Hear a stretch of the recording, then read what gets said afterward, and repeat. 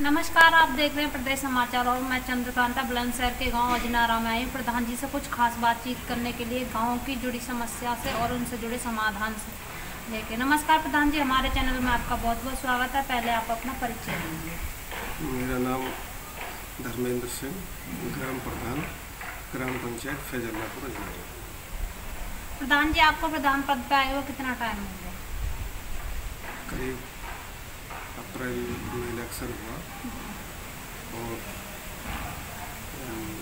जुलाई में उसका, क्योंकि पंचायत के सारे मेंबर्स इलेक्ट नहीं हुए थे, तो बीच में उसके एक महीने बाद जब दोबारा से पंचायत के सदस्य इलेक्ट हुए हैं, उसके बाद पंचायत का गठन हुआ।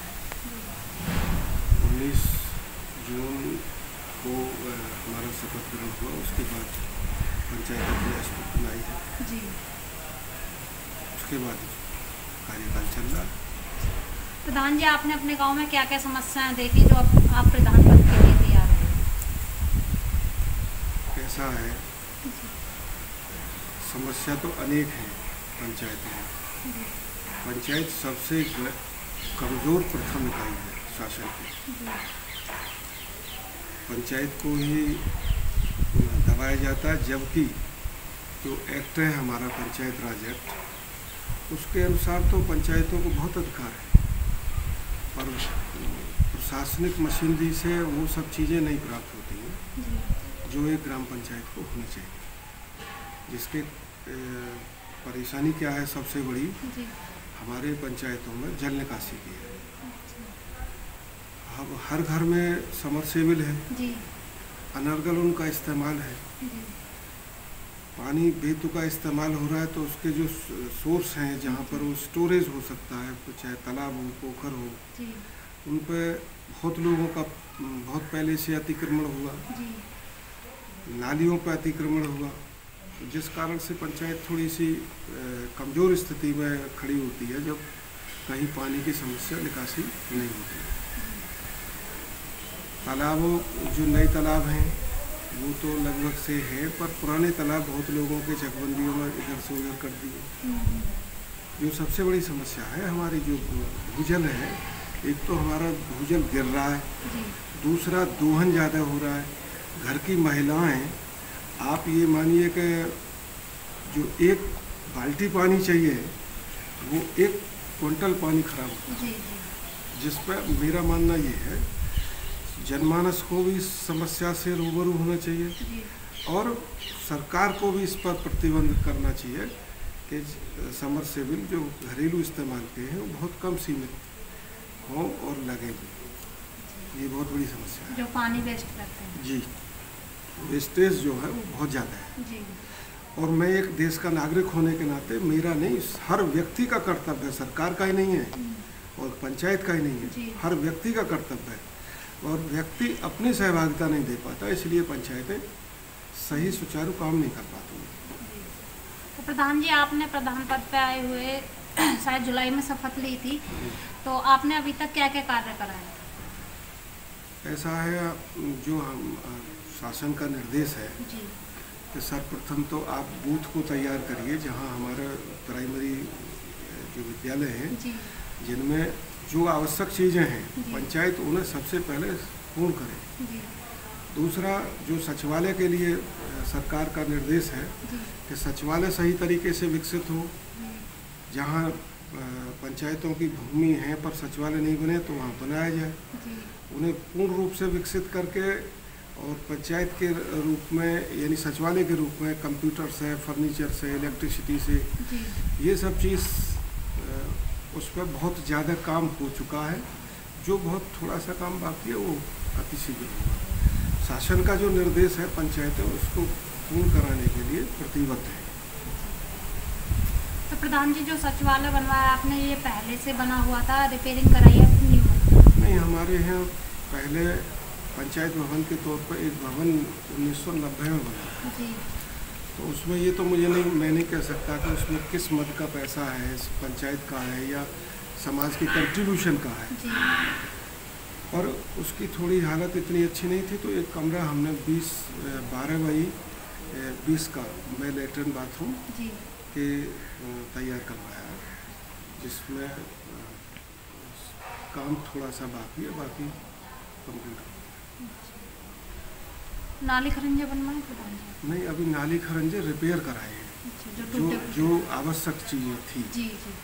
जैसे आपके पीने का पानी है, 3-4 नल रिपेयर कराए जी। कुछ नालियाँ थी जो पहले से आरसीसी में तो बनी थी, पर उसमें वो नहीं थी, जब तक उसका लोहे का सरिया का जाल नहीं पड़ेगा जी जी जी।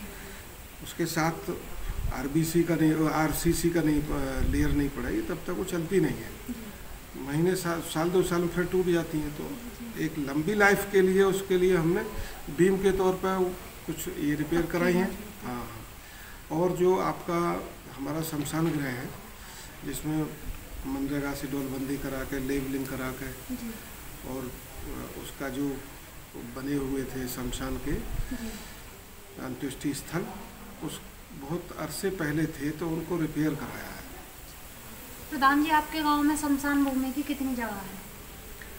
देखिए, हमारे यहाँ 306 हेक्टेयर, 0.316 हेक्टेयर, यानी लगभग 5 बीघा एससी शमशान गृह है। उसके बाद सामान्य शमशान गृह है 0.126 यानी 2 बीघे हेक्टेयर ज़मीन में सामान्य का है, और करीब 2 बीघे ज़मीन ही हमारी इसकी कब्रिस्तान की। तो प्रधान जी, जो शमशान भूमि है आपके गांव में, वहाँ पे पानी, नल पानी और वृक्ष और छत की व्यवस्था है कि नहीं? जी, नहीं, जो पहले अंत्येष्टि स्थल माननीय सांसद जी के, उससे पहले वो बहुत पहले जब हमारे डॉक्टर सतपाल जी थे जी, उस टाइम ने मेरे ख्याल से 95-96 में वो बना था। तो अब क्योंकि आपका प्रयोग होता है, तो प्लास्टर भी बेकार था सारा, थोड़ा शुद्ध करा के। इतना है कि हाँ, एक व्यक्ति की यदि बॉडी को अंत्येष्टि करना हो तो उसके लिए वो व्यवस्था है। बाकी जो नए अंत्येष्टि शांति स्थल भवन जो प्रशासन से हैं, उसके लिए प्रयास करेंगे सम्मानित अधिकारियों के, जिला प्रशासन से, कि हमें भी वो सेवा करने का मौका मिले, हमें भी उसका अनुदान मिले। प्रधान जी, आपके गांव में स्कूल है? 2 प्राइमरी स्कूल है। प्रधान जी, जो आपके गांव में जो 5 क्लास तक स्कूल है, उसमें जो मिड डे मील का खाना मिलता है, वो आपके देखरेख में मिलता है? एक्चुअल में जो मिड डे मील की अब जो व्यवस्था है, वो हेडमास्टर उसी के अधीन है, रसोईया अच्छा खाना बनाना, पर क्योंकि पंचायत का प्रमुख होने के नाते उसका तो हर विभाग पर देख रेख होनी चाहिए जी। ये नहीं है कि हम उस मिड डे मील को ही देखेंगे। हमारी जिम्मेदारी ये बनती है कि हमारे विद्यालय में अध्यापक आ रहे हैं, नहीं आ रहे हैं, बच्चे अच्छी स्थिति में हैं, उनका मिड डे मील का भोजन करने का तरीका सही है, और उनकी कोई मूलभूत आवश्यकताएं हैं जिनको पंचायत अपने मत से कर सकती है जी। तो वो सब चीज़ की देखरेख एक पंचायत प्रमुख की ही होती है। अपना दायित्व आदमी को स्वीकार करना चाहिए और उस पर काम भी करना चाहिए। प्रधान जी, आपने कभी खाने को टेस्ट किया है? जी किया। अभी हमारे जो इलेक्शन हुआ है, उसमें हमारे 10 सुरक्षाकर्मी और 10 हमारे पोलिंग कर्मी आए थे। तो हमारी जो अध्यापिका हैं वो थोड़ा दूर से आती है, वो शाम का खाने का व्यवस्था करके गई। वहीं हमारे रसोईया ने पोलिंग बूथ पर ही उनका खाना तैयार किया, और वो सज्जन जो भी थे वो सब हमारे पंचायत के खाने के लिए धन्यवाद भी देकर गए। उसके बाद सुबह का हमने अपने घर से बनवा के खिलवाया, तो खाना लगभग सही होता है। प्रधान जी, जो 5 क्लास तक स्कूल है, उसमें छात्र छात्राओं की कुल जनसंख्या कितनी होगी? ऐसा है, करीब फिक्स तो मुझे जानकारी नहीं है, करीब 50 छात्र छात्राएं हमारे पंचायत में जो अजनारा में है, और दूसरा जो माजरा हमारा नूरपुर नगरिया, उसमें करीब 1 टीचर है और 12-15 बच्चे हैं। तो छोटा माजरा, उसमें इतने बच्चे नहीं हैं। जो अजनारा में स्कूल है उसमें टीचर्स की संख्या क्या है? 2 अध्यापक। कुर्सी मेज की व्यवस्था है कि नहीं बच्चों को बैठने के लिए? लैट्रिन बाथरूम, लाइट पंखे की व्यवस्था? जी। प्रधान जी वृक्षारोपण कराया? वृक्षारोपण कराया। कितने के लिए? लगभग हमारी पंचायतों में 1000-1500 पौधे करीब आए थे जब पंचायतें शुरू ही हुई थी। थोड़ी सी व्यवस्था, जो वृक्षारोपण है कायदे जुलाई के बाद होना चाहिए जी। और शासन से जो निर्देश आता है जब वो तैयार हो जाते हैं, चाहे वो गर्मी हो या कोई स्थिति हो, उसमें लगवाने पड़ते हैं। जुलाई में जो पौधा होता है वो अच्छा होता है। पौधारोपण कराया तालाब पर, शमशान गृह में, जो हमारे वेटनरी का अस्पताल बना हुआ है। वो जब बहन मायावती जी का शासन था उस टाइम उसका निर्माण हुआ। पर अफसोस ये है कि सरकार बिल्डिंग बनाकर तैयार कर देती है और उनके लिए मैन पावर नहीं है। जो हमारे डॉक्टर्स की या कंपाउंडर्स की व्यवस्था होनी चाहिए वो नहीं है। तो मनरेगा से उसमें बहुत जर्जर हालत हो रही है। उसकी साफ सफाई लेवल भी कराया है अपने वेटनरी हॉस्पिटल का। पर वो सुचारू तभी चले जब वहाँ व्यवस्था हो अपने डॉक्टर्स की, आने जाने कंपाउंडर्स की, वो व्यवस्था नहीं है। स्थिति इस लिहाज से मेरा मानना ये है, मैं इस आपके चैनल के माध्यम से सरकार से निवेदन भी करूँगा कि जो सरकार की मंशा है कि सही चीज़ सही चले, तो उसके लिए मैन पावर की आवश्यकता होती है। और मैन पावर जब तक सरकार रिक्रूटमेंट नहीं करती तो फिर उस बिल्डिंग में पैसा लगाने से क्या फ़ायदा है। ये 32 लाख रुपए का अस्पताल था और आज उसकी हालत, उसे तोड़ फोड़ करके लोग, वहाँ व्यवस्था नहीं है। अगर मैन पावर की, डॉक्टर की, कंपाउंडर की व्यवस्था नहीं थी तो उसे ज़रूरत नहीं था उसमें सरकारी धन का दुरुपयोग करना। हम ये चाहेंगे आपके चैनल के माध्यम से कि जो हमारे देश के, प्रदेश के जो हमारे युवा बच्चे हैं जो बहुत अच्छे पढ़ लिख कर क्राइम की स्थिति दुनिया में घूम रहे हैं, उनको जो खाली पड़े पद हैं उन पर जॉब दीजिए, उनको रिक्रूटमेंट करिए। वो हमारी बहन बेटियों कोई कट्टे लेकर सड़क पर लूट रहे हैं। यदि वो उन्हें जॉब मिल जाएगा तो फिर वो सड़क पर नहीं लूटेंगे, क्राइम भी घटेगा, बेरोजगारी घटेगी। तो सरकार को इस पर ज़रा ध्यान देना चाहिए। मेरा मानना, व्यक्तिगत मानना है, वो चाहे सरकार जो हुकूमत चलाते हैं उनका निर्णय है कि क्या करते हैं। शिक्षा को लेकर आपका ये जी, अच्छी शिक्षा चाहिए तो अच्छे अध्यापक भी चाहिए पूर्ण रूप से। और मैं बहन जी आपके चैनल के माध्यम से निवेदन भी करूँगा कि सरकार जूनियर हाई स्कूल तक की शिक्षा अपने अधीन रखे, प्राइवेट से नहीं। क्योंकि जिस व्यक्ति की नींव मजबूत होगी, जिस देश की, जिस प्रदेश की, जिस भवन की, जिस बच्चे की नींव मजबूत होगी, वह चीज़ लॉन्ग लाइफ होगी। और नींव मजबूत हमारी आज की, जब ये बेसिक शिक्षा में अब से पूर्व में जो रिक्रूटमेंट हुआ है वो एकदम क्रीम बच्चे हैं, पढ़ाना चाहते हैं, इच्छा रखते हैं नए बच्चे, पर स्कूल में अभिभावक बच्चे नहीं भेजते।